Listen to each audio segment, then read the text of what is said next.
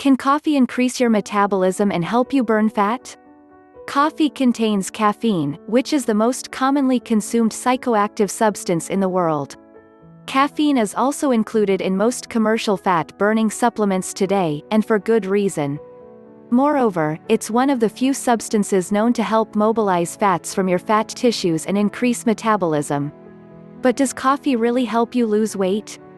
This article takes a close look at the evidence. Coffee contains stimulants. Many biologically active substances found in coffee beans find their way into the final drink.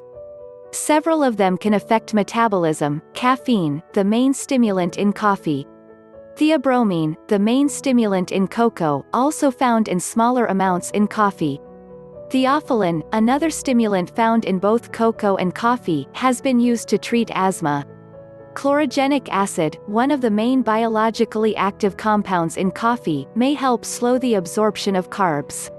The most important of these is caffeine, which is very potent and has been studied thoroughly. Caffeine works by blocking an inhibitory neurotransmitter called adenosine. By blocking adenosine, caffeine increases the firing of neurons and release of neurotransmitters like dopamine and norepinephrine. This, in turn, makes you feel more energized and awake. In this way, coffee helps you stay active when you would otherwise feel tired. In fact, it may improve exercise performance by 11 to 12%, on average. Coffee can help mobilize fat from fat tissue. Caffeine stimulates the nervous system, which sends direct signals to the fat cells, telling them to break down fat. It does this by increasing blood levels of the hormone epinephrine. Epinephrine, also known as adrenaline, travels through your blood to the fat tissues, signaling them to break down fats and release them into your blood. Of course, releasing fatty acids into your blood does not help you lose fat unless you are burning more calories than you consume through your diet. This condition is known as a negative energy balance. You can reach a negative energy balance by either eating less or exercising more. Another complementary strategy is to take fat-burning supplements such as caffeine. Caffeine can also speed up your metabolism, as discussed in the next video. Coffee can increase your metabolic rate.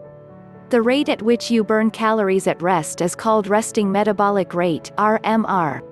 The higher your metabolic rate, the easier it is for you to lose weight and the more you can eat without gaining weight. Studies show that caffeine can increase RMR by 3 to 11%, with larger doses having a greater effect.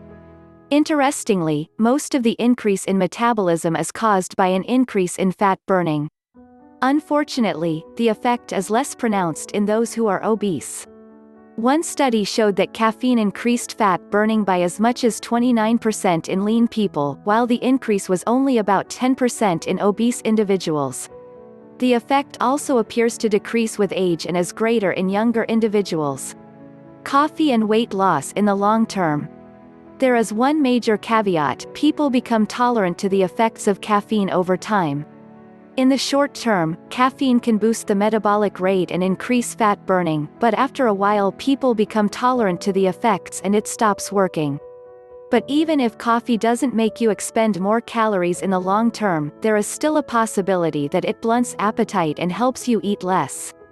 In one study, caffeine had an appetite-reducing effect in men, but not in women, making them eat less at a meal following caffeine consumption. However, another study showed no effect for men. Whether coffee or caffeine can help you lose weight in the long term may depend on the individual. At this point, there is no evidence of such long-term effects. The bottom line: even though caffeine can boost your metabolism in the short term, this effect is diminished in long-term coffee drinkers due to tolerance. If you're primarily interested in coffee for the sake of fat loss, it may be best to cycle your coffee drinking habits to prevent a buildup of tolerance. Perhaps cycles of 2 weeks on, 2 weeks off is best. Of course, there are plenty of other great reasons to drink coffee, including the fact that coffee is one of the single largest sources of antioxidants in the Western diet.